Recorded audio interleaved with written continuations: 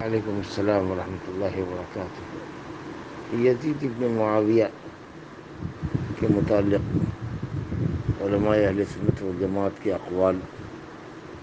مختلف اور متضارب ہیں۔ کچھ علماء نے ان کا دفاع کیا ہے اور کچھ علماء نے ان کو سب و شتم سے بھی نوازا ہے۔ علامہ ابن الجوزی جو علماء حنابلہ میں سے ہیں لیکن متکلمین کے طریقے پر عقیدے کے باب میں، اسماء و صفات کے باب میں سلفی منہج سے ہٹے ہوئے ہیں، اور بھی ان پر اہل علم نے مواخذے کیے ہیں۔ واعظ آدمی تھے، ادیب آدمی تھے، انہوں نے، اور اسی طریقے سے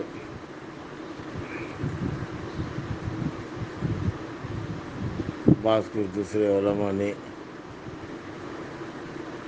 رد کیا ہے ان پر،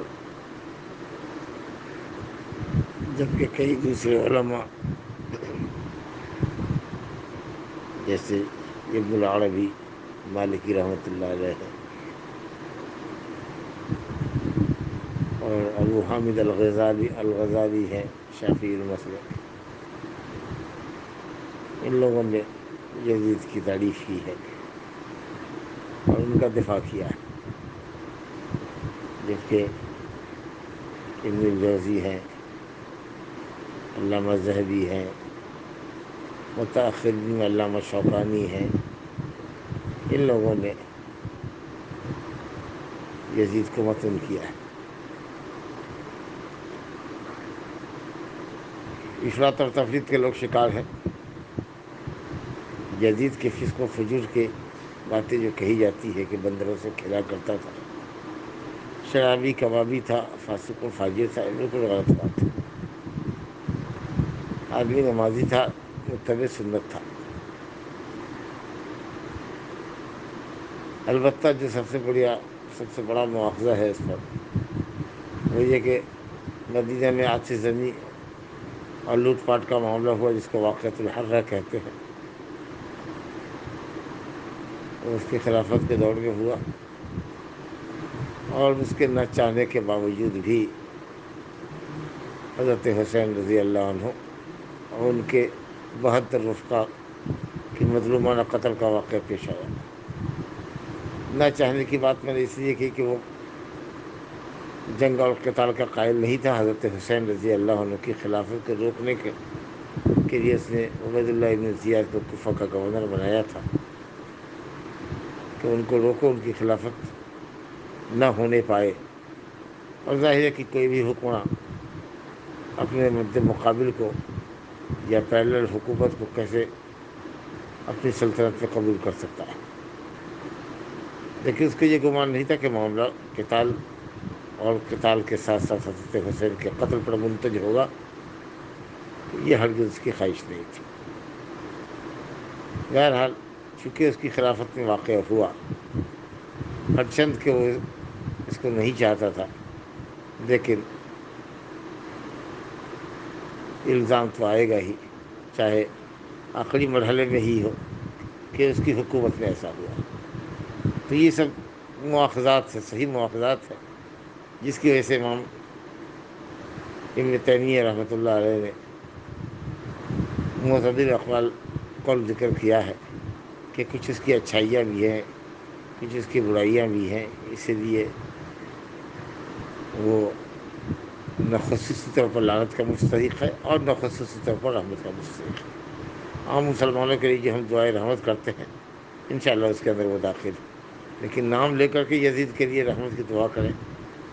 ایسا نہ کریں، جیسے نام لے کر بد دعا نہ کریں۔ عام فاسقین پر لعنت کرتے ہیں، ویسی لعنت کریں، لیکن یزید کا نام لے کر لعنت جائز نہیں۔ بہرحال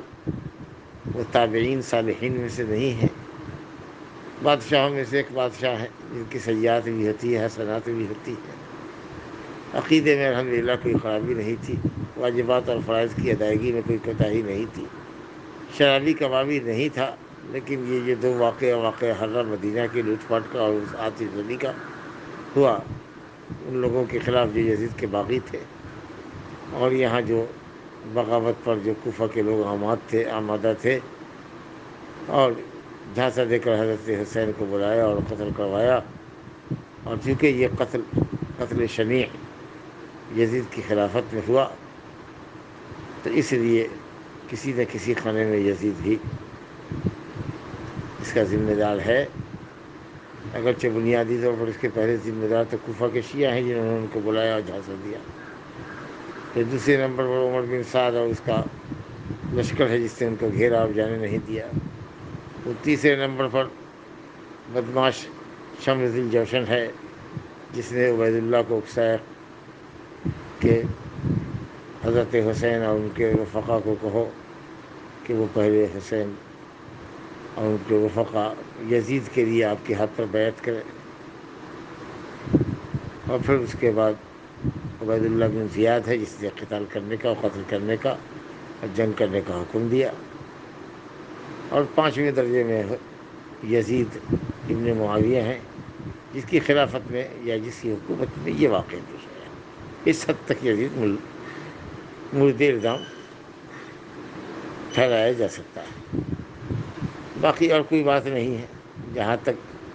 روایت کی بات ہے تو احتیاط کا تقاضا یہی ہے کہ اس سے روایت نہ لی جائے،